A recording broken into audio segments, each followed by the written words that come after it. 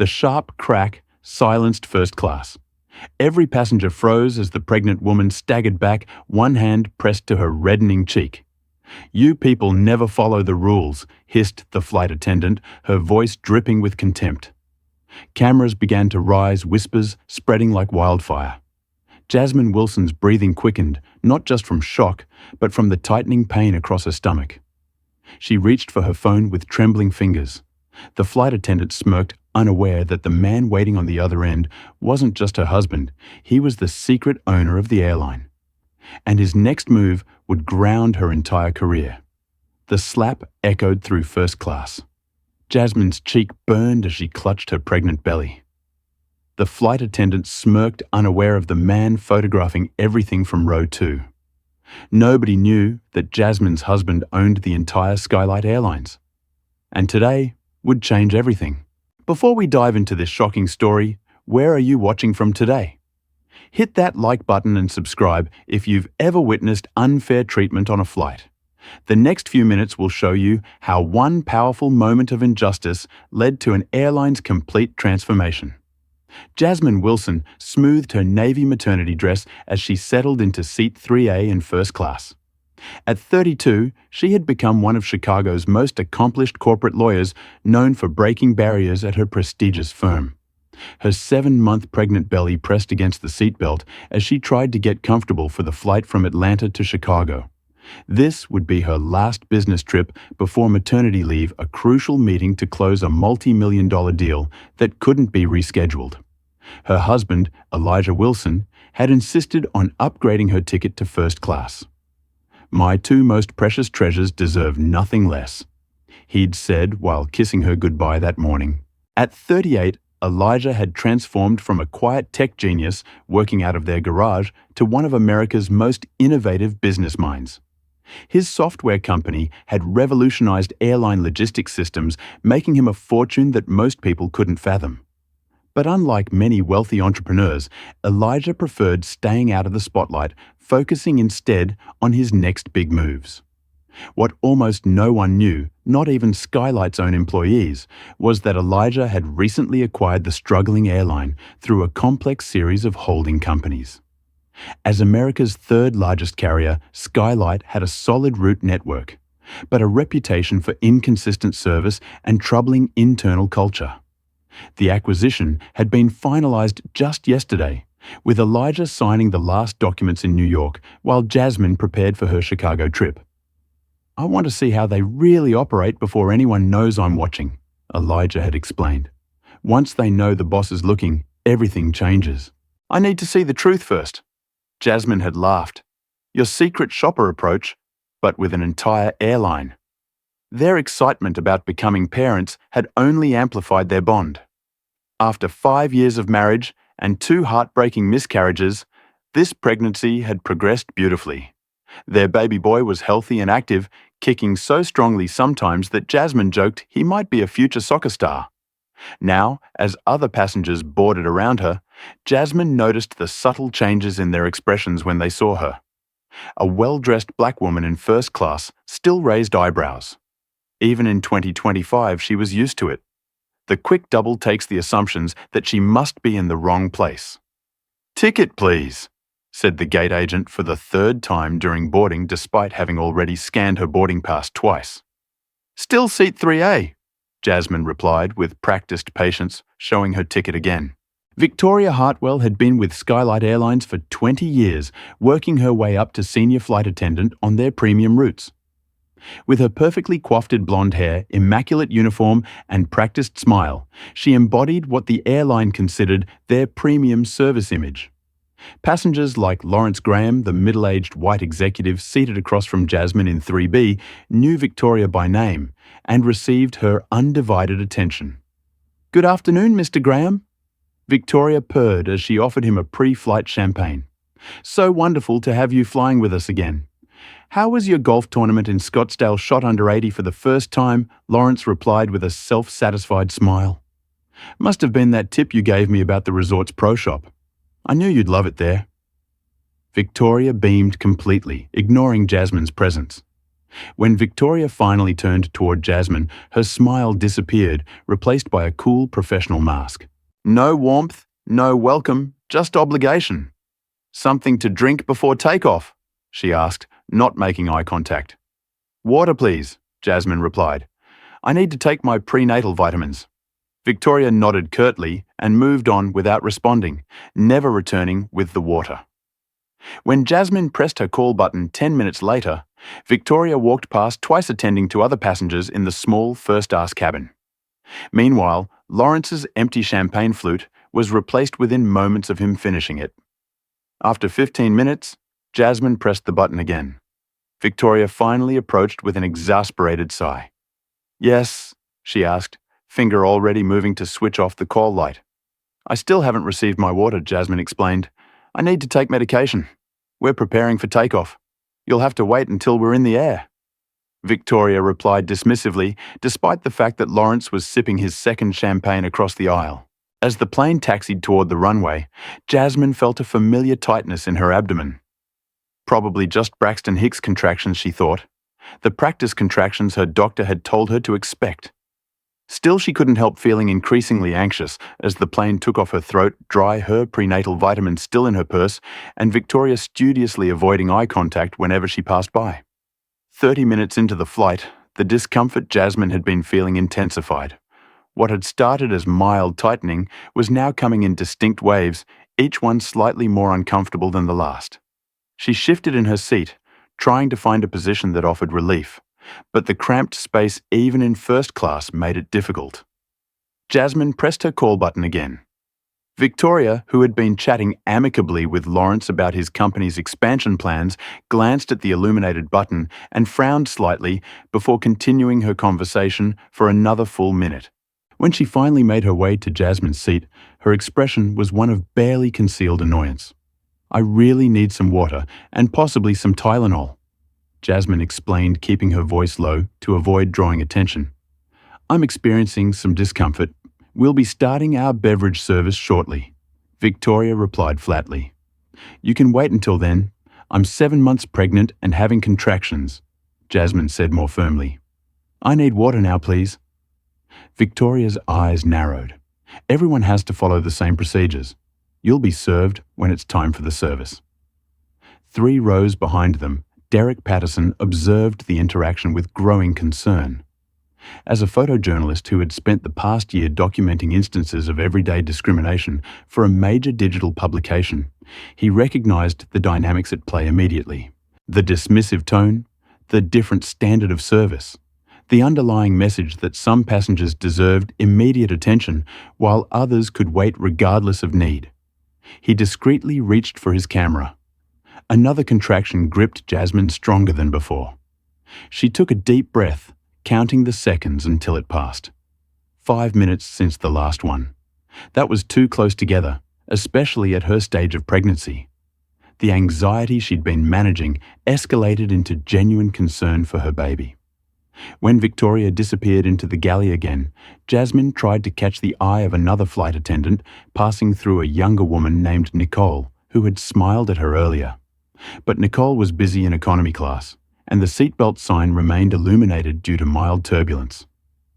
After 20 more minutes with no response to her repeatedly pressed call button, Jasmine made a decision. Her baby's well-being was more important than airline protocols. She carefully unbuckled her seatbelt and stood steadying herself against the seat as another contraction began. Victoria emerged from the galley instantly, as if she had been watching for exactly this moment. "Ma'am, the seatbelt sign is on," she announced loudly enough for the entire first-class cabin to hear. "You need to return to your seat immediately." "I need medical attention," Jasmine replied, one hand on her belly. "I've been trying to get assistance for almost an hour." Victoria stepped closer, invading Jasmine's personal space. "You people never want to follow the rules, dear. Sit down now, or I'll have to report this as an incident." The cabin went silent. Even Lawrence Graham looked up from his laptop, startled by the confrontation unfolding in the small first-class section.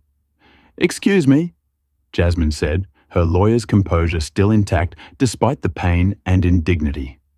"I am having contractions and need water and pain relievers. This is a medical situation. Oh, please. Victoria scoffed. You're being dramatic. We deal with passengers like you all the time trying to get special treatment. Passengers like me? Jasmine repeated, her voice steady despite the implication. You mean pregnant women with medical concerns? You know exactly what I mean, Victoria said, stepping even closer. Now sit down and stop disrupting this flight with your theatrics. Jasmine stood her ground. I will sit down when you bring me water and pain relievers, and after I use the bathroom, which is my right as a passenger. What happened next occurred so quickly that some passengers would later disagree about the exact sequence. Victoria's hand moved in a swift arc, connecting with Jasmine's cheek with a sharp crack that seemed to echo through the cabin. The slap was hard enough to leave an instant red mark on Jasmine's face. Jasmine's hand flew to her cheek, her eyes wide with shock. Several passengers gasped.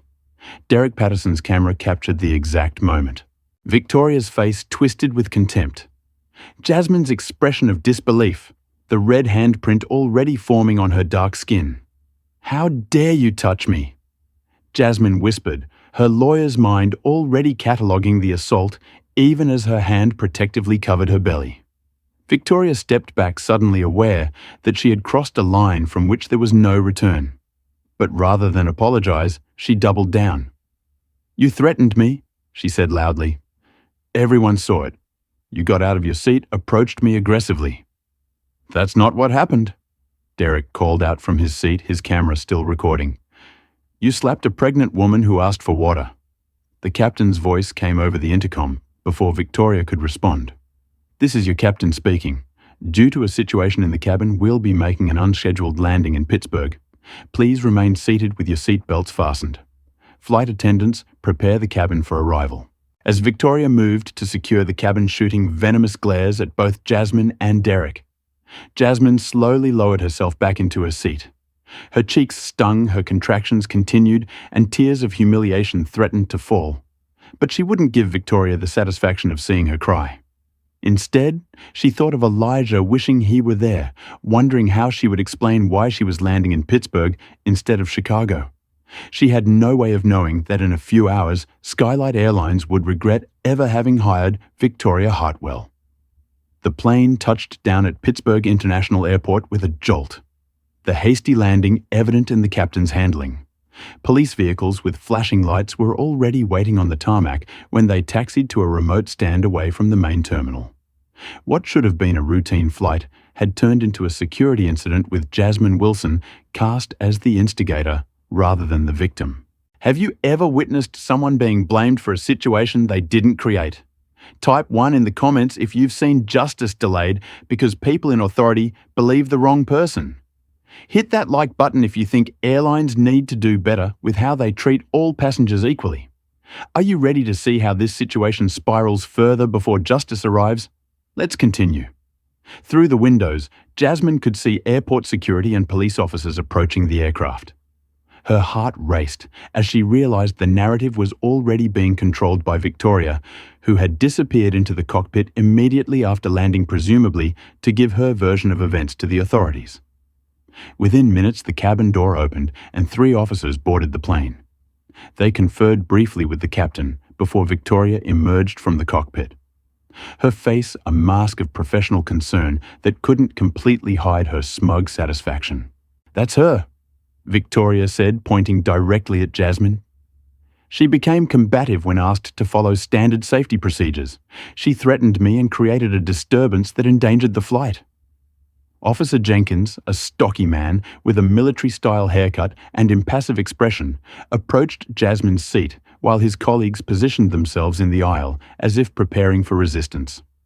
"Ma'am, we need you to come with us," Jenkins stated flatly. "Oh, officer, I'm 7 months pregnant and was denied water and medical assistance." Jasmine explained calmly, her legal training kicking in. "The flight attendant slapped me when I stood to use the restroom. Multiple passengers witnessed this." Jenkins glanced around the cabin. "Did anyone see what happened here?" The silence that followed was deafening. Passengers suddenly became intensely interested in their phones, magazines, or the views out the windows. Even Lawrence Graham, who had had a clear view of the entire incident, pretended to be engrossed in his laptop. I saw everything Derek Patterson finally said, standing from his seat. I have photographs of the flight attendant striking this woman. She's the victim here, not the aggressor. Officer Jenkins barely acknowledged Derek. Sir, please remain seated. We'll take statements later. Turning back to Jasmine, he continued. Ma'am, please gather your belongings and come with us. We need to ask you some questions. Am I being detained? Jasmine asked, her voice steady despite her racing heart. We're just going to sort this out at the terminal, Jenkins replied evasively. Please cooperate. With no real choice, Jasmine collected her purse and carried on wincing as another contraction tightened across her abdomen. Victoria watched from the galley arms, crossed a slight smile playing at the corners of her mouth. Officer Derek tried again, holding up his camera. I have evidence that, sir, interfering with an investigation is a federal offence. One of the other officers cut in. Please remain seated until all passengers are cleared to deep plane. As Jasmine was escorted down the aisle, she could feel the eyes of every passenger on her. Some looked away in shame, others in discomfort, a few with undisguised curiosity about the pregnant black woman being removed from first class. The humiliation burned almost as much as her cheeks still did from Victoria's slap. In the jetway, more security personnel waited. Jasmine was not permitted to enter the main terminal through the regular gate. Instead, she was directed down a service stairwell to the tarmac where a security vehicle waited. The officers flanked her as if she might attempt to flee despite her obvious pregnancy and the absurdity of where she might run to on an active airfield. My phone, Jasmine said, reaching for her purse.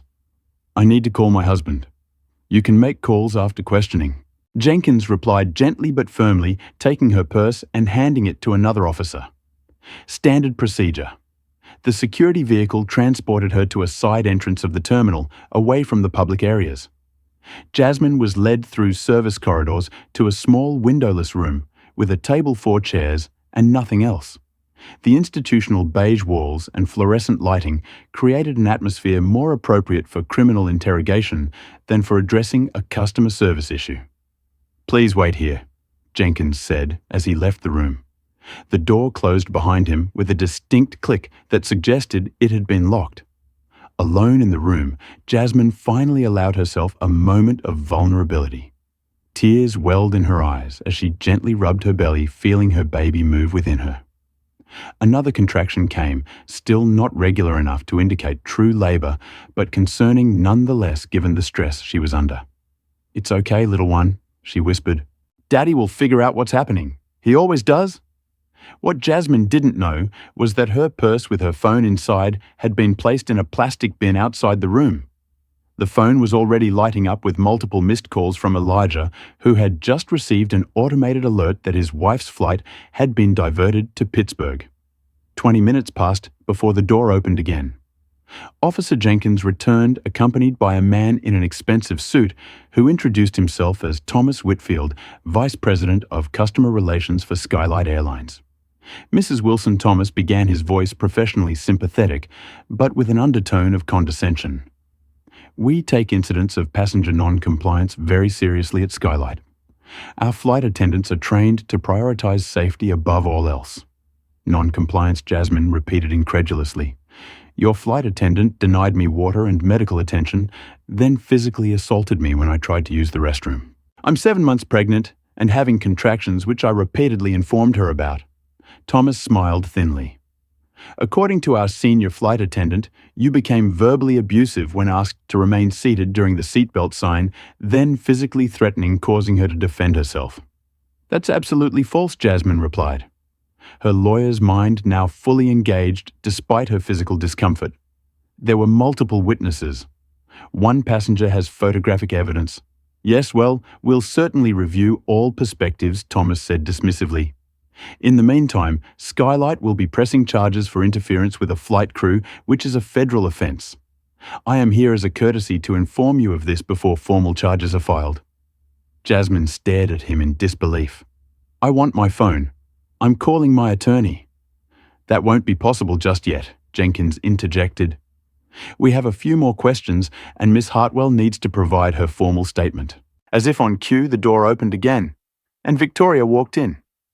Now the picture of a traumatized employee, she had removed her makeup to make her face appear paler, and had somehow produced tears that left tracks down her cheeks. "I don't feel comfortable being in the same room as her," Victoria said tremulously to Thomas. "After what she did, you slapped me across the face," Jasmine stated firmly. "That's assault and battery, Miss Hartwell, and there are photographs."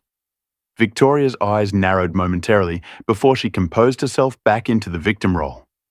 "She's still being aggressive. Do you see what I had to deal with? I felt threatened. When these people get angry, you never know what they might do." "These people?" Jasmine repeated, catching the obvious racial undertone that Thomas and Jenkins seemed determined to ignore. A sharp pain cut through Jasmine's abdomen. "More intense than the previous contractions," she gasped, doubling over slightly. "I need medical attention," she said through gritted teeth. "Now more theatrics," Victoria muttered, just loud enough to be heard. The door opened once more, and a female officer entered.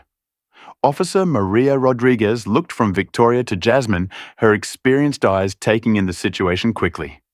"What's going on here?" she asked, noting Jasmine's obvious discomfort. "Routine questioning about an in-flight incident," Jenkins replied. Rodriguez moved closer to Jasmine. "Ma'am, are you in pain?" "I'm having contractions," Jasmine explained. "I've been asking for medical assistance since I was on the plane." Rodriguez turned to Jenkins and Thomas. "She needs to be checked by a medic now." "We're in the middle of," Thomas began. "She's a pregnant woman in distress." Rodriguez cut him off. "Medical needs come first. I'm calling the paramedics." As Rodriguez reached for her radio, Jasmine noticed the distinctive ring on Victoria's right hand, a silver band with the Skylight logo inlaid with small sapphires. She recognized it from a company magazine she'd read while researching Skylight before Elijah's acquisition. It was the 20-year service award given only to the airline most senior employees. The realization that this woman who had treated her with such contempt and had now physically assaulted her was considered one of Skylight's exemplary representatives made Jasmine's blood boil. If this was how their most experienced staff behaved, the culture problems ran even deeper than Elijah had suspected. Another contraction gripped her stronger than before as Rodriguez called for medical assistance. Through the pain, one thought sustained Jasmine. Elijah would have realized something was wrong by now. And when Elijah Wilson set his mind to something, nothing in the world could stand in his way. In a sleek conference room, 58 floors above Manhattan, Elijah Wilson sat down his pen after signing the final document that officially made him the majority owner of Skylight Airlines. Across the table, his legal team and the airline's previous ownership group exchanged handshakes and congratulations, unaware that the quiet, unassuming man who had just acquired a multi-billion-dollar company was already focused elsewhere. "Is that everything?" Elijah asked his lead attorney, glancing at his watch. "Yes, Mr. Wilson. As of this moment, you own 73% of Skylight Airlines through your holding companies. The SEC filings will be completed by end of business today, and the public announcement is scheduled for next Monday as you requested." Elijah nodded already, pulling out his phone to check on Jasmine's flight. Their daily routine included tracking each other's locations when traveling not out of distrust, but as a way to feel connected when apart. His brow furrowed when he saw the flight status. Diverted Pittsburgh. Marcus, he called to his assistant who was organizing documents at the side table. "Check what's happening with Skylight Flight 1372 from Atlanta. It's been diverted to Pittsburgh." Marcus Chen, who had been Elijah's right hand for 5 years, immediately pulled out his tablet. Efficient and loyal, Marcus had helped Elijah build his software company from a promising startup to an industry leader. He was one of the few people who knew about the Skylight acquisition before it happened. On it, Marcus replied, already making calls. "Isn't that Jasmine's flight?" "Yes." Elijah confirmed, trying Jasmine's cell phone. The call went straight to voicemail. He tried again with the same result. An uncomfortable feeling settled in his stomach as he sent a text that remained undelivered. "Something's wrong," he said more to himself than to Marcus. "She always answers, or at least texts back. Marcus returned concern evident on his face. The airline's operations center says there was a passenger disturbance that required an unscheduled landing. They wouldn't provide any details about specific passengers. Call them back. Elijah directed his voice, taking on an edge that rarely surfaced. Tell them who I am, if necessary. I tried that approach, Marcus replied. The representative said, and I quote, "Ownership changes don't affect our security protocols, sir. They don't believe you're the owner because the public announcement hasn't been made." Elijah's jaw tightened. He dialed another number on his phone. "Stephen, it's Elijah Wilson. I need a favor. My wife was on Skylight 1372, which just made an emergency landing in Pittsburgh. Something's wrong, and the airline won't give me information. Can you use your contacts to find out what's happening?" He paused, listening. "Yes, that's right. Jasmine Wilson, she's 7 months pregnant." "Thank you." Stephen Reynolds, a former college roommate who now worked for the Department of Transportation, was just one of many influential contacts Elijah had cultivated over the years. Not through networking events or power lunches, but through genuine relationships built on mutual respect and occasional well-timed assistance. While waiting for Stephen's callback, Elijah checked social media for any mentions of the flight. His search for Skylight 1372 initially yielded nothing. But then a trending hashtag caught his eye. Hat Justice for Jasmine. His blood ran cold as he clicked on the tag. The most recent post from a user named Derek Patterson Lenz contained a series of photos that made Elijah's hands shake with fury. The images showed in crystal clearer detail a Skylight flight attendant with her hand extended clearly, having just slapped Jasmine, whose head was turned with the impact. A red mark already forming on her cheek.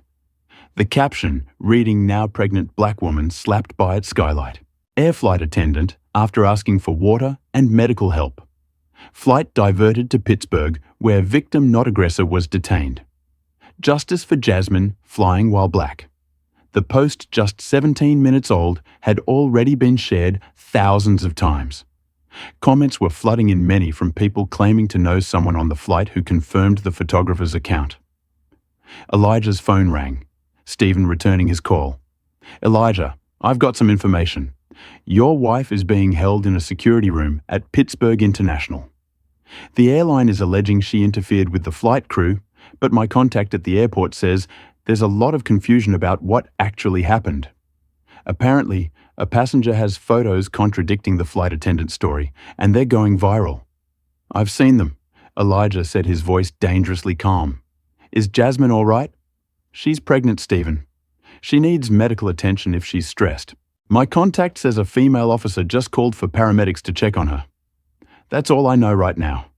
Thank you. I need one more favor. Tell your contact to make sure no one intimidates or pressures my wife until I get there. I'm on my way now." Ending the call, Elijah turned to Marcus. "Have my jet prepared for immediate departure to Pittsburgh. Call Diane and have her assemble our legal response team. I want them on the plane with us, and get me Alexander Pierce on the phone." Alexander Pierce was the CEO of Skylight, a man who had no idea that as of 20 minutes ago, he answered to Elijah Wilson. "What are you going to do?" Marcus asked, already making the necessary arrangements. Elijah's normally warm brown eyes had turned to flint. "I'm going to show them exactly what happens when you mess with my family." As Marcus stepped away to make the calls, Elijah's phone chimed with a notification. Derek Patterson had posted an update. Skylight VP of Customer Relations just arrived.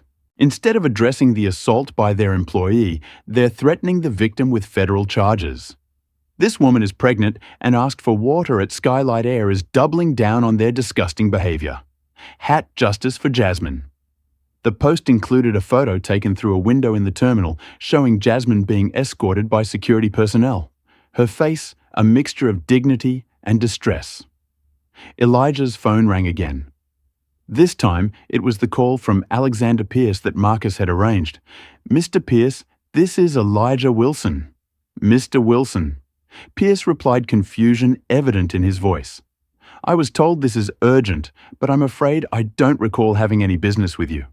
Our corporate development team handles potential partnerships, and my assistant would be happy to." I own your airline, Elijah interrupted. As of 18 minutes ago, I am the majority shareholder of Skylight, but that's not why I'm calling. There was a moment of stunned silence before Pice found his voice. I wasn't aware of any ownership change. Our board would have checked your email. The confirmation from your board chair was sent while we've been talking. But again, that's not why I'm calling right now.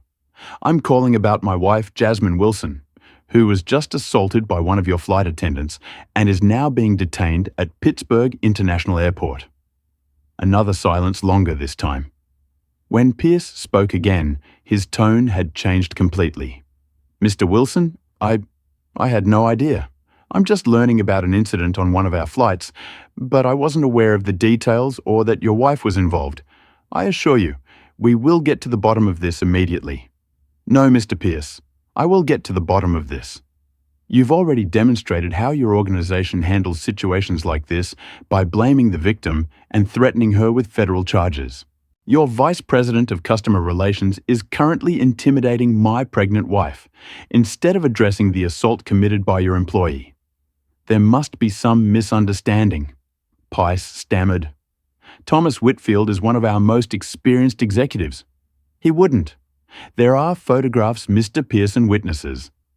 Your most experienced flight attendant slapped my wife across the face for requesting water while experiencing pregnancy contractions.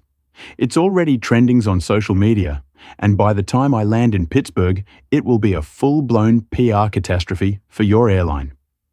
My airline, Marcus, approached, giving Elijah a thumbs up to indicate the jet was being prepared. I'll be in Pittsburgh in 90 minutes, Elijah continued. I expect my wife to receive immediate medical attention and official apology, and the termination of every employee involved in this disgraceful incident, including you if necessary.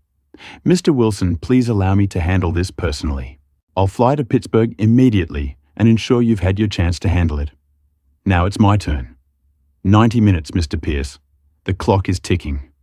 Elijah ended the call and turned to Marcus. Let's go and keep monitoring social media. I want to know everything that's happening in real time.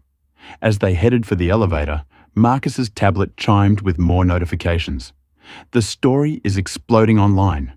Major news outlets are picking it up. Skylight stock is already dropping in after hours trading. Elijah nodded grimly. He had built his fortune by understanding systems and how to transform them. Skylight's broken culture was about to experience the most rapid transformation in corporate history, starting with the people who had dared to harm Jasmine. In the small detention room at Pittsburgh International Airport, Jasmine shifted uncomfortably in the hard plastic chair. The contraction that had seized her moments earlier had subsided, but she knew another would follow. They weren't regular enough to indicate active labor, but the stress of the situation certainly wasn't helping her condition. Officer Rodriguez had positioned herself near Jasmine, a silent but reassuring presence amid the tension in the room. Thomas Whitfield paced nervously, his earlier condescension replaced by growing anxiety as he repeatedly checked his phone. Victoria Hartwell remained by the door, her victim performance wavering as she too sensed a shift in the atmosphere. The distinctive ring on her finger caught the fluorescent light each time she fidgeted with her hands. The paramedics should be here any minute, Rodriguez assured Jasmine. How frequently are you experiencing contractions? About every 15 to 20 minutes, Jasmine replied. They're irregular but stronger than the Braxton Hicks I've had before. Thomas's phone buzzed again. This time, his face drained of color as he read the message. Excuse me for a moment, he muttered, stepping toward the door. Sir, we're in the middle of processing this incident, Officer Jenkins objected. This is an urgent airline matter. Thomas insisted, already halfway out the door. I'll be right back. As the door closed behind him, Jasmine straightened in her chair. Despite her physical discomfort and the humiliation she had endured, she was still Jasmine Wilson's senior partner at Davis Wong and Blackwell, specializing in corporate litigation. It was time to take control of the situation. Officer Jenkins, she began, her voice clear and authoritative. I am formally asserting my right to medical attention, access to my personal belongings, and legal representation. I have been detained for over 40 minutes without being charged with any crime, denied my phone to contact my family, and prevented from receiving medical care despite being visibly pregnant and in distress. Jenkins blinked clearly, not expecting this sudden shift from compliant detainee to assertive attorney. "Ma'am, this is standard procedure, for there is no standard procedure that permits denying medical care to a pregnant woman," Jasmine interrupted. "And as I am a licensed attorney, I can assure you that detaining me without charges while refusing my access to counsel is a clear violation of my rights." Victoria scoffed. Now she's claiming to be a lawyer. "What's next?" Jasmine turned her gaze to Victoria, unflinching. "I am Jasmine Wilson's senior partner at Davis, Wong & Blackwell in Chicago. You can verify this with a simple internet search. And yes, Miss Hartwell, I am an attorney, one who specializes in cases exactly like this one. Corporate liability for employee misconduct." Victoria's smug expression faltered slightly, but she recovered quickly. "That doesn't change what happened on that plane. You were disruptive and threatening, a claim contradicted by photographic evidence and witness testimony." Jasmine countered. "What is that ring on your finger?" "Miss Hartwell, the 20-year service award from Skylight, isn't it?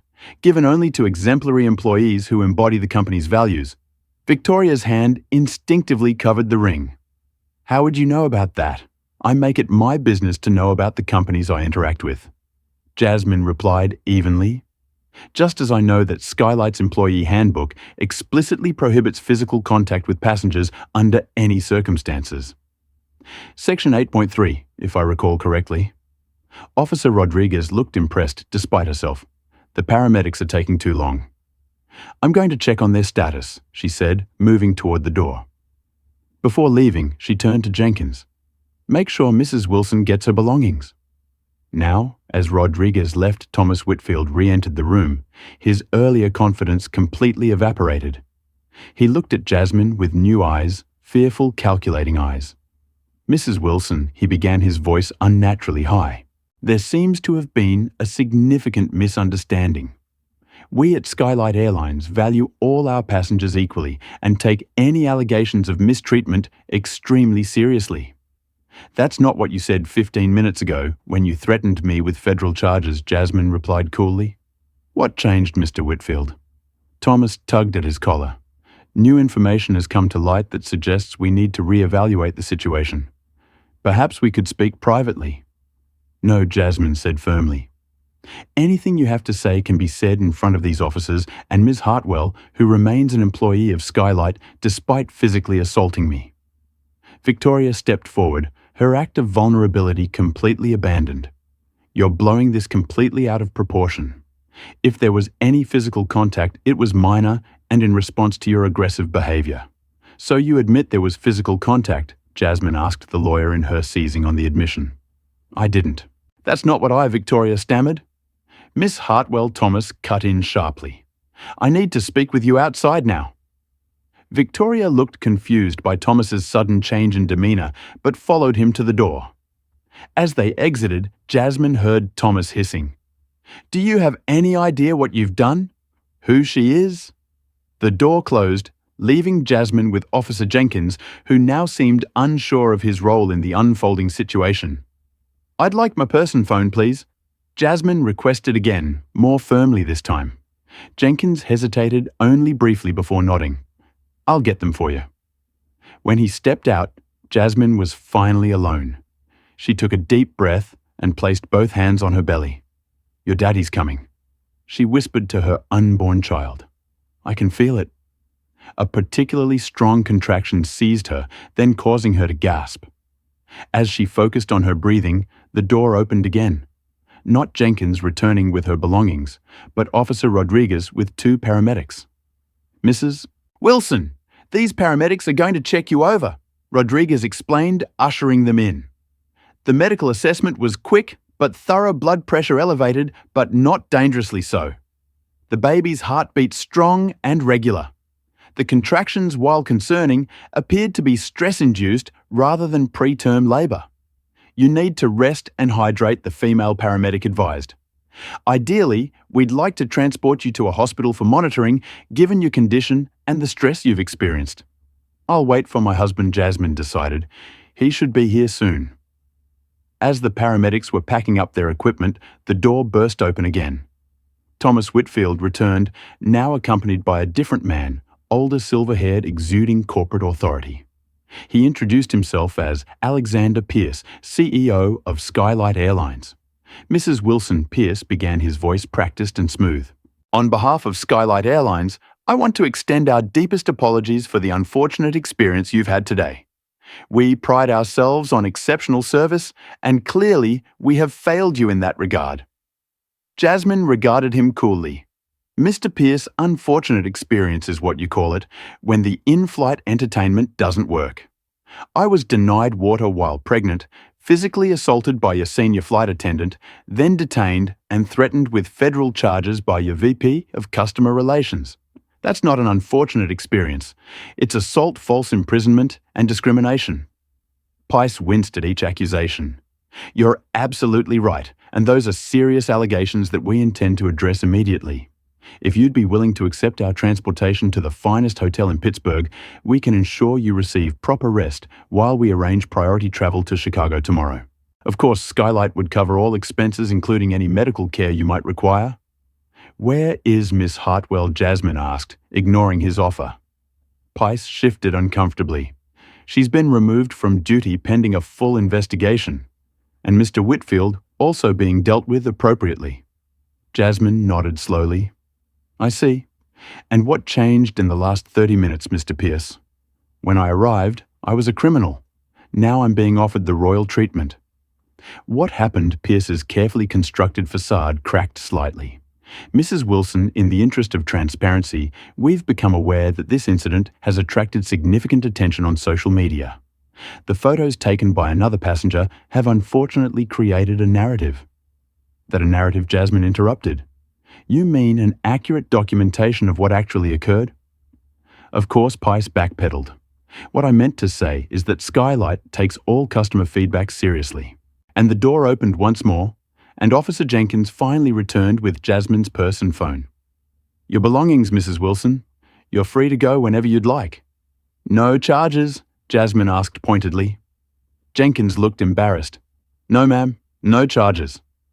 Jasmine immediately checked her phone, finding 27 missed calls and numerous text messages from Elijah. Before she could call him back, another contraction gripped her stronger than the previous ones. She breathed through it, aware of the concerned looks from the paramedics. I think we should transport you to the hospital now, the male paramedic suggested. These contractions are increasing in intensity. Jasmine nodded, her earlier resolve weakening as her body reminded her of its priorities. All right, but I need to call my husband first. As she dialed Elijah's number, she couldn't help noticing the distinctive Skylight service ring on Victoria's finger. Earlier, a symbol of the airline's values that had been so thoroughly contradicted by the woman's actions. It made her wonder how many other passengers had suffered similar treatment without having the resources or platform to fight back. The phone connected, and Elijah's voice came through, tense with worry. Jasmine, are you all right? I've been trying to reach you for an hour. I'm okay, she assured him, though her voice betrayed her exhaustion. But I'm going to the hospital to get checked out. The baby's fine, but I'm having contractions. I'm 20 minutes from landing, Elijah replied. I'll meet you at the hospital, whichever one they're taking you to. How did you know what happened? Jasmine asked. It's all over social media. And he paused. There's something I need to tell you when I see you. Just know that everything's going to be okay. More than okay. As Jasmine ended the call, she looked up to find Pierce staring at her with a new expression, one of dawning horror as he pieced together the implications of her husband's imminent arrival. Your husband, he began cautiously. Would that be Elijah Wilson? Jasmine smiled for the first time since the ordeal began. Yes, Mr. Pierce, Elijah Wilson. I believe you two might have spoken recently. The color drained from Pierce's face as the full impact of the situation finally hit him. He wasn't just dealing with a wronged passenger or a PR crisis. He was dealing with the wife of the man who now owned the entire airline. The University of Pittsburgh Medical Center was only 15 minutes from the airport, but for Jasmine, the ambulance ride felt much longer. Each jolt of the vehicle sent waves of discomfort through her body as the paramedics monitored her vital signs and maintained a steady flow of conversation to keep her distracted. What happened on that flight wasn't just about one rude flight attendant, was it? Have you ever witnessed someone in authority abuse their power, thinking there would be no consequences? Type 1 in the comments if you believe Victoria should lose her job for what she did. Hit the like button if you're relieved Jasmine is finally getting medical attention. What do you think will happen when Elijah arrives? Let's find out together. Meanwhile, at Pittsburgh International Airport, the situation was rapidly evolving from an isolated incident into a full-blown crisis for Skylight Airlines. Derek Patterson had positioned himself in the terminal food court where he had access to power outlets and Wi-Fi and was providing real-time updates to his growing online audience. His latest post showed the paramedics transporting Jasmine through the terminal. Pregnant woman finally receiving medical care after being detained for over an hour. Sources say she's experiencing contractions after being slapped and stressed by Skylight Air staff. Justice for Jasmine flying while black. The hashtag had exploded with celebrities, civil rights organizations, and thousands of ordinary citizens sharing Derek's photos and demanding accountability. Skylight's social media team was overwhelmed, their generic responses only fueling public outrage. In the first-class lounge, Lawrence Graham nursed his third scotch, unable to shake the image of Jasmine's face after Victoria slapped her. He had remained silent when the officers questioned the passengers, telling himself it wasn't his problem, that getting involved would only complicate his own travel plans and possibly jeopardize his platinum status with the airline. But now, watching the story unfold on the lounge television CNN was already running breaking news segments featuring Derek's photos. Lawrence felt the weight of his cowardice. He had directly witnessed the entire incident from third away. He had seen Victoria ignore Jasmine's requests for water. He had heard the slap and seen the red handprint it left, and he had said nothing. His phone buzzed with a text from his daughter. "Dad, isn't this the flight you're on? Did you see this happen? Why isn't anyone helping her?" Lawrence stared at the message, shame washing over him. His 24-year-old daughter, who had attended every Black Lives Matter protest in their hometown, who had raised him to be a better man than he'd been today. What would he tell her? That he'd stayed silent to protect his airline status. In the executive offices of the airport, Alexander Pierce paced nervously, while Thomas Whitfield sat with his head in his hands. Their phones had not stopped ringing. Board members, major shareholders, media outlets, all demanding explanations. "How bad is it?" Thomas asked, though he already knew the answer. "Our stock is down 17% in after-hours trading," Pice replied grimly. The board chairman called me directly. "They're deeply concerned about the leadership team's handling of the situation. We followed protocol," Thomas insisted weakly. The flight attendant reported a disruptive passenger. The flight attendant slapped a pregnant woman on camera. Pice exploded, and not just any pregnant woman. The wife of Elijah Wilson, who as of today owns 73% of this airline. "How was I supposed to know who she was?" Thomas protested. "She didn't say anything about her husband owning the airline because they were evaluating our operations incognito, you idiot. And we just showed them exactly how broken this airline is." Their argument was interrupted by Pierce's assistant. "Sir, there's a woman here to see you, a lawyer named Gabrielle Washington. She says she represents Mrs. Wilson and Mr. Patterson." Pierce groaned. "Now they have a civil rights attorney." Perfect. In the terminal, Derek was surprised when a confident black woman in an impeccable suit approached his table. "Mr. Patterson, I'm Gabrielle Washington's civil rights attorney. I understand you have documentation of what happened to Jasmine Wilson today." Derek nodded. "I have dozens of photos from the moment the flight attendant ignored her requests through the slap and the aftermath. I've already posted some online." "I saw," Gabrielle replied. "Very effective, but I'd like to see all of them. I've been retained to represent both you and Mrs. Wilson in this matter." Derek raised an eyebrow. "I didn't call a lawyer." "No." Gabrielle smiled. "Elijah Wilson did for both of you. He's landing in about 10 minutes and things are about to get very interesting for Skylight Airlines." As they reviewed the photos together, Officer Maria Rodriguez approached their table. Mr. Patterson, we need to speak with you about the photographs you took on the aircraft. They're material evidence in an ongoing investigation. Gabriel stood extending her hand. Gabriel Washington, counsel for Mr. Patterson. Any questions for my client will need to go through me, and I'd be happy to provide copies of the photographs for your investigation provided they're being used to investigate the assault against Mrs. Wilson, not to build a case against her. Rodriguez nodded. That's exactly why I'm here. We've had a development. Another passenger has come forward with testimony that corroborates Mr. Patterson's account and the photographs. Derek and Gabriel exchanged surprised glances. Who? Derek asked. Lawrence Graham, Rodriguez replied. He was seated directly across from Mrs. Wilson in first class. He witnessed the entire incident and has provided a sworn statement confirming that the flight attendant was the aggressor and Mrs. Wilson was denied water and medical assistance. In a small conference room near the executive offices, Lawrence Graham finished signing his statement, his hand trembling slightly. I should have spoken up sooner, he admitted to Officer Rodriguez. I was worried about it. Doesn't matter what I was worried about. It was wrong to stay silent. Your statement will help ensure justice is served, Rodriguez assured him. It takes courage to come forward even belatedly. Lawrence shook his head. No courage would have been standing up on that plane when it happened. This is just conscience catching up too late. As Rodriguez was about to respond, her radio crackled with an urgent message.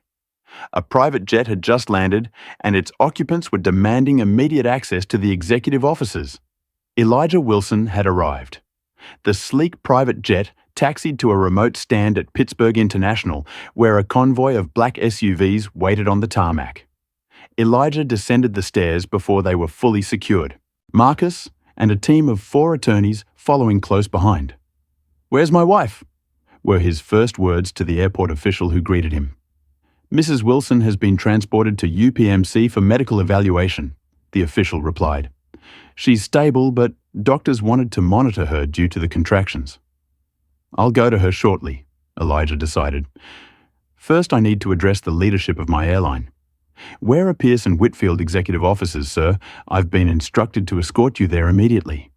As their motorcade cut through the airport service roads, bypassing normal traffic and security checkpoints, Elijah reviewed the latest updates from Marcus. The stock is in free fall. Marcus reported down 19% now. The board is in emergency session, and the flight attendant Victoria Hartwell is being held in an office adjacent to Pierce and Whitfield. They've separated her, probably trying to contain the damage. And the photos, the witnesses, the photographer Derek Patterson is working with Gabrielle Washington now.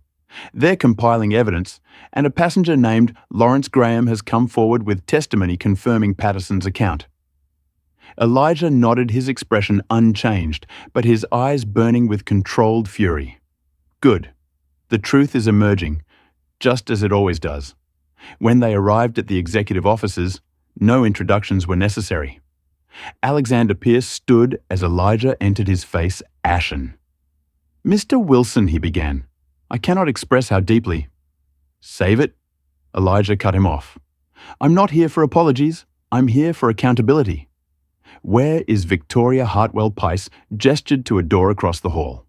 She's waiting there. Mr. Wilson, before you speak with her, I want to assure you that her actions do not reflect the values of Skylight Airlines. That's where you're wrong, Elijah replied coldly. Her actions exactly reflect the values of Skylight Airlines. The real values, not the ones in your mission statement. She's been with this airline for 20 years wearing your service award ring. She didn't become who she is overnight. Thomas Whitfield tried to interject. Mr. Wilson, as VP of Customer Relations, I can assure you that we have strict policies against you. Threatened my pregnant wife with federal charges after she was assaulted by your employee.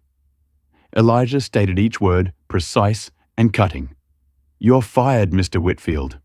Clear out your office by the end of the day. Thomas's mouth opened and closed like a fish out of water. You can't just... I own 73% of this company, Elijah reminded him. I can, and I just did. Turning to Pierce, he continued. As for you, Mr. Pierce, your future with this airline depends entirely on what happens in the next 24 hours. Now, I'm going to speak with Ms. Hartwell, and then I'm going to see my wife. When I return tomorrow, I expect a complete plan for transforming the culture of this airline, starting with how you hire, train, and evaluate your flight attendants." Without waiting for a response, Elijah crossed the hall and opened the door to where Victoria waited, unaware that her 20-year career was about to end in disgrace. Victoria Hartwell sat alone in the small office, her perfectly manicured nails tapping nervously against the polished conference table. Her earlier confidence had evaporated as the gravity of the situation became increasingly apparent. Through the grapevine of flight attendants and ground staff, she had heard fragments of disturbing news, the photos going viral. A major shareholder involved her own name trending on social media. When the door opened, she expected Alexander Pierce, or perhaps Thomas Whitfield. Instead, a tall black man in an impeccably tailored suit entered, followed by another man carrying a tablet. Victoria didn't recognize either of them, but something in the first man's demeanor, a quiet, contained power, made her straighten in her seat. "M. Hartwell," he said, his voice measured and controlled. "My name is Elijah Wilson." The name meant nothing to Victoria initially, but the way he said it, with the certainty that it should carry weight, made her uneasy. "I don't believe we've met," she replied, attempting to maintain her professional demeanor. "No, we haven't," Elijah agreed, taking a seat across from her. "But you met my wife today, Jasmine Wilson, the pregnant woman you slapped across the face when she asked for water."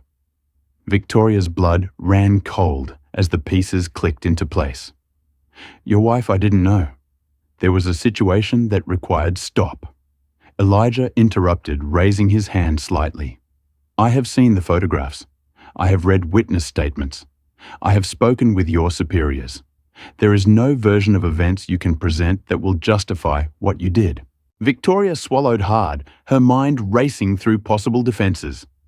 "Mr. Wilson, in my 20 years of service with Skylight, I have always prioritized passenger safety. If there was a misunderstanding today, I sincerely apologize.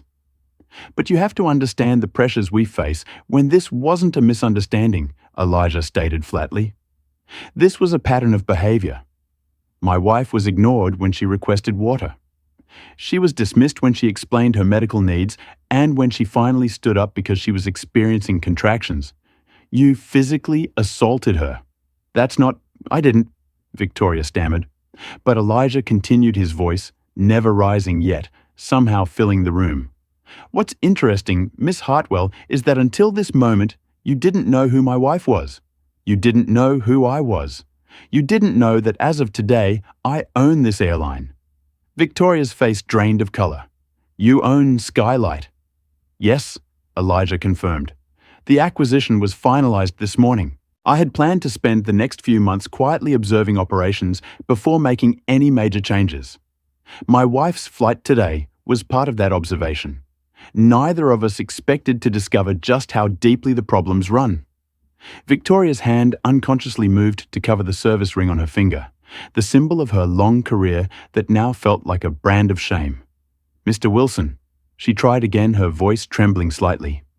"I have given 20 years of my life to this airline. One incident shouldn't erase." "One incident," Elijah repeated, nodding to Marcus, who placed his tablet in front of Victoria. "My team has been busy in the last hour. Here are 27 formal complaints filed against you in the past 5 years, all alleging discriminatory treatment. Complaints that were systematically buried by management because you were, in their words, too valuable on premium routes." He swiped to the next screen. "Here are social media posts from passengers dating back 3 years describing encounters with you that mirror my wife's experience today. Different passengers, same behavior." Another swipe. "And here is an internal performance review where your supervisor noted your particular attention to our highest value customers while diplomatically suggesting you could improve interactions with diverse passengers." Victoria stared at the evidence, unable to form a coherent response. "The truth, Ms. Hartwell, is that today wasn't an isolated incident or a momentary lapse in judgment. It was simply the first time your behavior was caught on camera and the first time you targeted someone with the resources to fight back." Victoria's professional facade finally crumbled completely. "What do you want from me?" "An apology." "Fine. I apologize. I had no idea she was your wife. I had no idea you owned the airline. If I had known," and that Elijah interrupted, his voice suddenly sharp, "is exactly the problem. You're not sorry for what you did. You're sorry you did it to someone with power. If Jasmine had been any other pregnant black woman asking for water, you would feel completely justified in your actions." He stood straightening his suit jacket. "Victoria Hartwell, your employment with this airline is terminated effective immediately. You will surrender your company identification service ring and any other Skylight property before leaving the premises. You will not receive severance pay, and the company will not contest your unemployment claim provided you sign a non-disclosure agreement regarding the terms of your termination." Victoria gasped. "You can't do this. I have rights. The union will." The Flight Attendants Union has already issued a statement condemning your actions and distancing themselves from what they describe as conduct that violates both our professional standards and basic human decency. They will not be representing you in this matter. As if to confirm his words, Marcus turned the tablet to show her the union statement already published online. "This isn't fair." Victoria protested, tears of rage forming in her eyes. "One mistake." 20 years of mistakes that finally caught up to you," Elijah corrected her. "The only unfair thing is how long it took for there to be consequences." He moved toward the door, then paused. "One more thing, Miss Hartwell. My legal team will be in touch regarding the assault charges my wife intends to file. I suggest you retain counsel." As Elijah left the room, Victoria sat frozen, the full weight of her actions and their consequences finally sinking in. Her career was over. Her reputation was destroyed, and the power she had wielded so carelessly for years had evaporated in an instant. Outside in the hallway, Alexander Pierce waited anxiously, Thomas Whitfield noticeably absent. "Mr. Wilson," Pierce began, "I've taken the liberty of drafting an initial response to the situation, a public apology compensation for your wife disciplinary action for those involved." "Mr. Pierce?" Elijah cut him off. "I'm going to see my wife now. She's in a hospital because of your company's failures. Tomorrow morning at 8, I expect to see a comprehensive plan for transforming this airline's culture starting from the top. If that plan impresses me, you might keep your job. If not, you'll join Ms. Hartwell and Mr. Whitfield in the unemployment line." Pice nodded rapidly. "Of course, Mr. Wilson. I'll have it ready. And again, please extend my deepest apologies to your wife for this inexcusable incident." "Save your apologies for tomorrow," Elijah replied. "Actions matter more than words. That's a lesson Skylight is about to learn very thoroughly." As Elijah and his team made their way to the waiting vehicles that would take them to the hospital, Marcus leaned in. "The media is gathering outside. They've gotten wind that the new owner is on site. Do you want to make a statement?" Elijah shook his head. "Not yet. First I need to see Jasmine. Then we'll decide how to tell this story. Not just what happened today, but what's going to change tomorrow." In the hospital waiting room, Derek Patterson and Gabrielle Washington were comparing notes when a nurse approached them. "Are you the friends Mrs. Wilson mentioned?" she asked. "She's asking to see you. She's stable, and the doctor has confirmed it's not active labor, just stress-induced contractions that should subside with rest." Derek and Gabrielle followed the nurse to Jasmine's room, where they found her resting in a hospital bed monitors, tracking her vital signs and the baby's heartbeat. Despite the ordeal she had endured, Jasmine's face brightened when she saw them. The crusading photojournalist and the legal cavalry she greeted them. "Thank you both for everything you've done today. I just documented what happened," Derek said modestly. "You lived through it, and your documentation is making sure no one can deny what happened." Jasmine replied, "That's more important than you know." Gabrielle approached the bed, taking Jasmine's hand. "How are you feeling?" "Really better now," Jasmine admitted. "The contractions are less frequent. The baby's vital signs are perfect. And knowing that Elijah is handling things at the airport gives me peace of mind." As if summoned by her words, the door opened and Elijah Wilson entered the room. For a man who had just fired multiple executives and fundamentally altered the course of a major airline, he looked remarkably composed. But when his eyes found Jasmine, The corporate warrior vanished, replaced by a husband whose only concern was his wife's well-being. Jasmine, he breathed, crossing the room in 3 strides to take her hand. "Are you all right? Is the baby? We're both fine," she assured him, her fingers interlacing with his. "Just some stress-induced contractions. The doctor says they should stop completely now that everything's being resolved."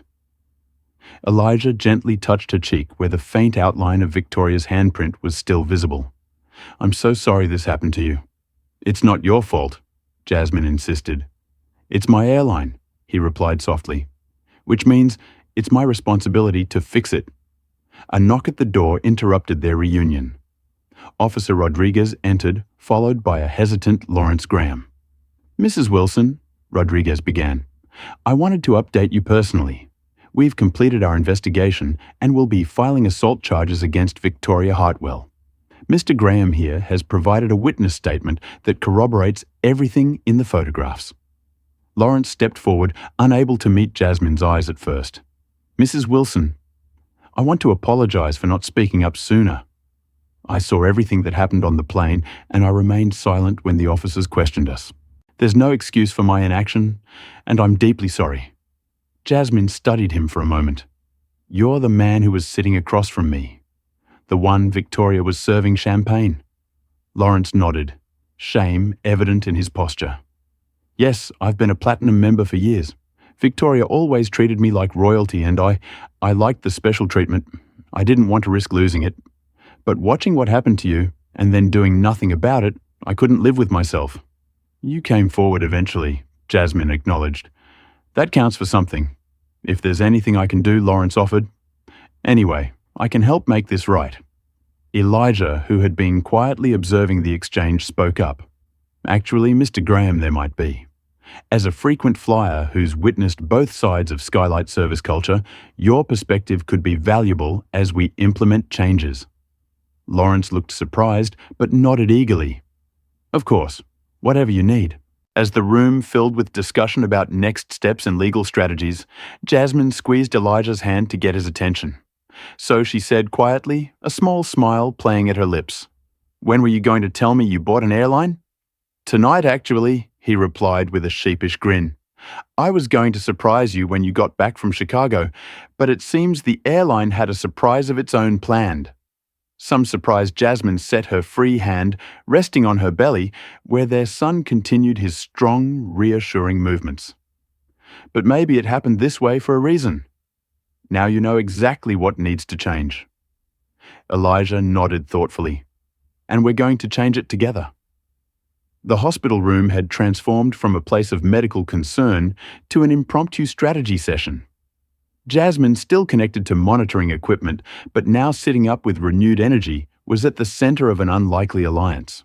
Elijah and his corporate team, Gabriel Washington with her civil rights expertise, Derek Patterson with his photographic evidence, Officer Rodriguez representing law enforcement, and Lawrence Graham providing insider perspective as a long-time frequent flyer. "The doctor says I can be discharged tomorrow morning," Jasmine informed the group. "The contractions have stopped completely, and both the baby and I are doing well." "That's the best news I've heard all day," Elijah said, the relief evident in his voice. Jasmine turned to Derek. "I want to hear exactly what you witnessed on the flight from the beginning." Derek nodded, pulling out his camera to reference the timestamps on his photos. "I was in row 5, but I had a clear view of your seat and the flight attendant's interactions with you.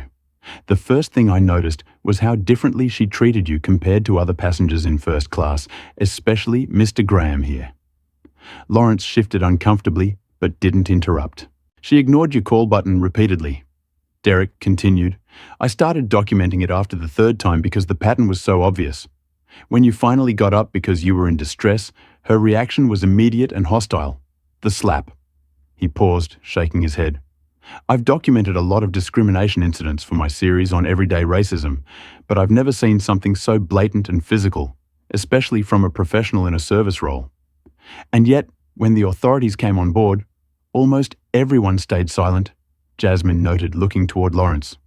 "That's unfortunately common," Gabriel interjected. The bystander effect is amplified in situations where people fear personal consequences for speaking up on an airplane, where everyone just wants to reach their destination without delay. That fear is even stronger. Lawrence nodded solemnly. I told myself it wasn't my problem, that getting involved would only complicate my travel plans, maybe risk my status with the airline. I'm ashamed of that calculation now, but in the moment it seemed rational somehow. That calculation is exactly what allows discrimination to continue, Jasmine said, not unkindly. The expectation that there won't be enough witnesses willing to stand up makes people like Victoria bold in their actions. Officer Rodriguez, who had been quietly observing, spoke up. The airport authority has completed its investigation. We have more than enough evidence to charge Ms. Hartwell with assault. The question is whether you want to pursue those charges, Mrs. Wilson. All eyes turned to Jasmine, who looked to Elijah before responding. Yes, I do. Not out of vengeance, but because accountability matters. If Victoria had done this to someone without my resources or platform, there might never have been consequences. Elijah nodded in agreement. And that brings us to the larger issue. What happened today wasn't just about one flight attendant. It was about a corporate culture that enabled her behavior for 20 years, promoted her, and gave her a service award despite numerous complaints. Exactly, Jasmine confirmed. Victoria didn't develop her attitudes in a vacuum. She was rewarded for providing excellent service to certain passengers while treating others with contempt. The company valued that trade-off. Not anymore, Elijah stated firmly. Not on my airline. Your airline, Jasmine repeated with a small smile. I still can't believe you bought Skylight without telling me. I was going to surprise you with it tonight, Elijah explained. The acquisition had been in the works for months, but we kept it quiet to avoid affecting the stock price and to give us a chance to evaluate the company's true operations before making changes. Well, you certainly got an unfiltered look at those operations today, Gabrielle observed dryly. More than I ever wanted, Elijah admitted. But maybe it's better this way. Now there can be no doubt about how urgent the need for change is. Derek, who had been reviewing his photos, looked up. These images have reached over 7 million people in just a few hours. The public reaction is overwhelming. People are sharing their own stories of discrimination on Skylight and other airlines. This isn't just about what happened to Jasmine anymore. It's becoming a movement. Elijah considered this information thoughtfully. Then we need to respond accordingly, not just with the standard corporate apology and promise to do better, but with concrete verifiable actions that transform the company from the inside out. Jasmine's eyes lit up, the corporate attorney and her recognizing a unique opportunity. What if we use this incident as a catalyst for creating the most inclusive, equitable airline in the industry? Not just changing Skylight's policies, but rebuilding it from the ground up with values of respect and dignity for all passengers and employees. A complete transformation, Elijah mused, warming to the idea. New name, new training, new leadership, new culture. I could help with that, Lawrence offered unexpectedly. My company specializes in corporate culture consulting. We've never worked with an airline before, but the principles of inclusive leadership are universal, and I'd be willing to contribute to the training program. Gabrielle added, my firm has developed anti-bias curricula for several major corporations. As the discussion continued evolving from addressing the immediate crisis to envisioning a completely reimagined airline, Jasmine felt a sense of purpose replacing the trauma of the day's events. What had begun as a humiliating and painful experience was transforming into an opportunity for meaningful change that could benefit millions of travelers. A nurse entered to check Jasmine's vital signs, smiling at the animated conversation she was interrupting. Everything looks perfect, Mrs. Wilson. But remember, the doctor wants you to rest. Too much excitement isn't good for the baby. I'll make sure she rests, Elijah promised, giving Jasmine's hand a gentle squeeze. As the others prepared to leave, promising to reconvene the next morning, Derek lingered behind for a moment. Mrs. Wilson, I hope you don't mind, but people online are asking for updates about your condition. They're genuinely concerned. Jasmine considered this. You can tell them I'm stable and the baby is doing fine, and that we're grateful for their support.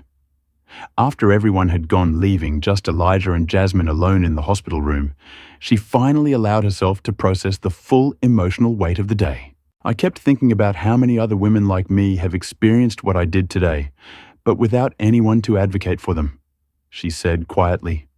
Without photographic evidence or influential witnesses or husbands who own airlines. Elijah nodded solemnly. That's why this can't just be about making it right for you. It has to be about making it right for everyone. Do you remember what you said when you first considered buying Skylight?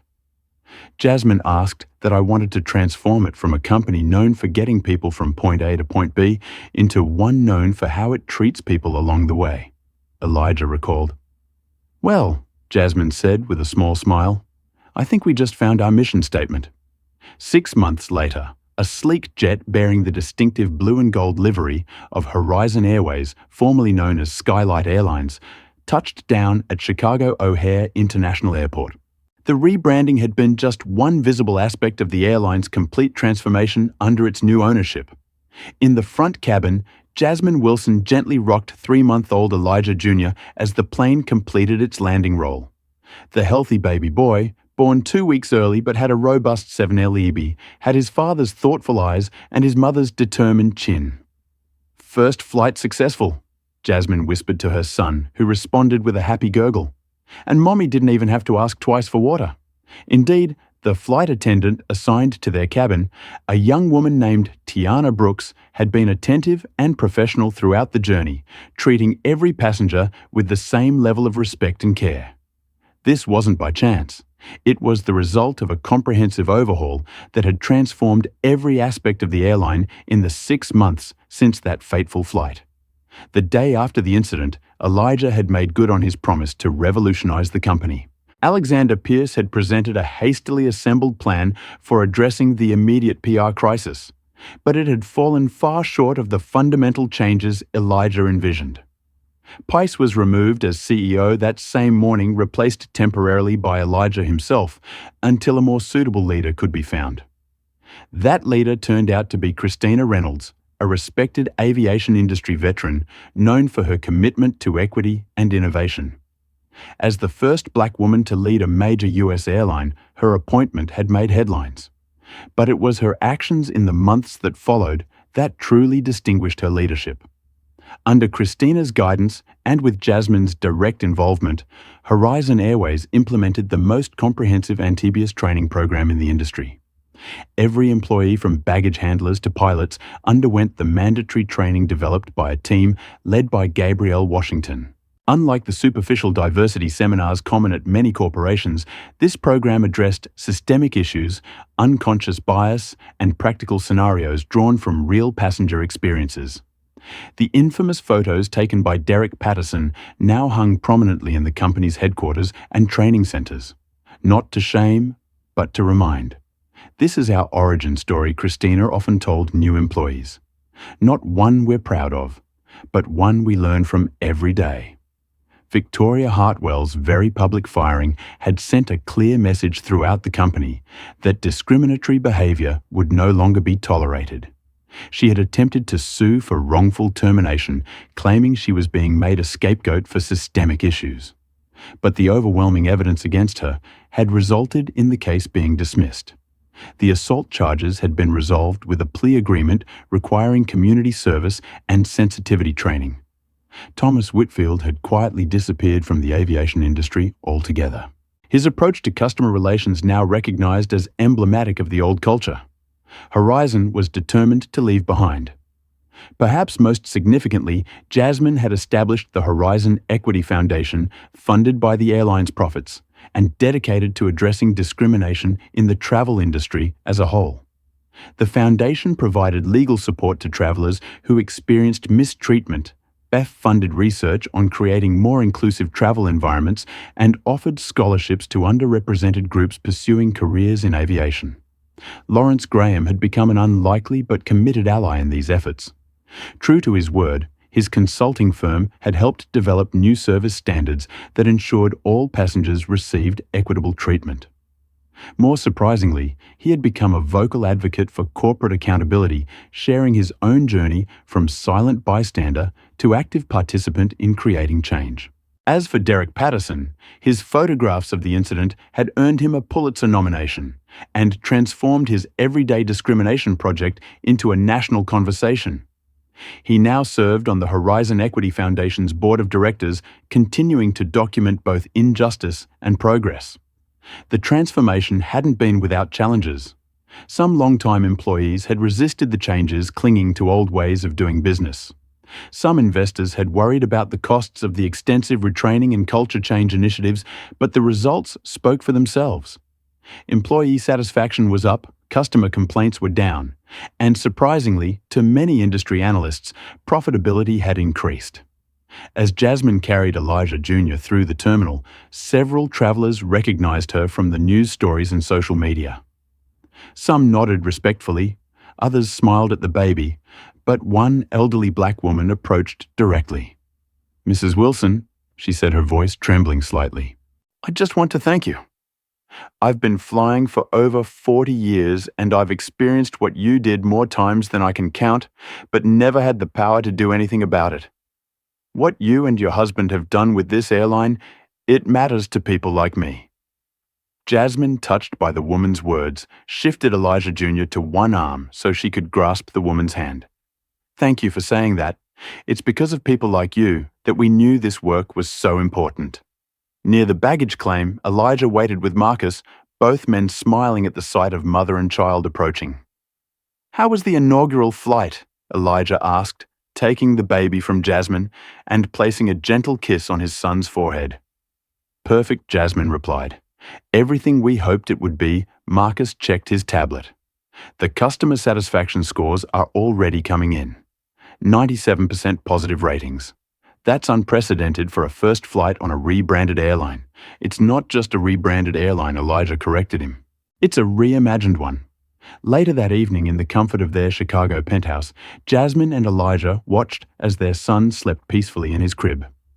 The nursery painted in soothing shades of blue and gold.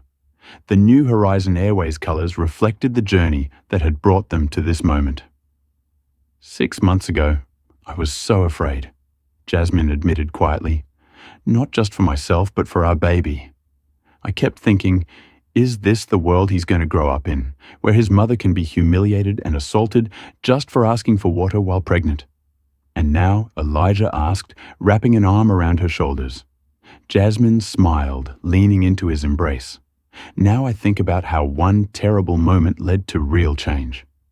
Not just symbolic gestures or empty promises, but fundamental transformation.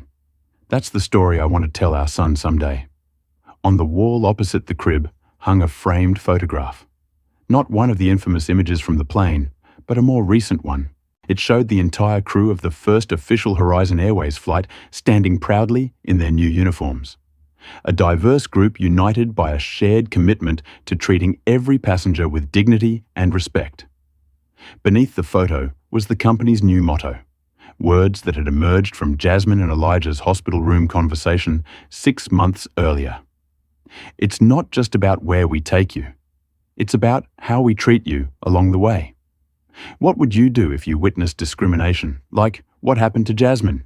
Would you speak up immediately, like Derek, stay silent, like Lawrence initially did, or something in between? Leave a comment with your thoughts.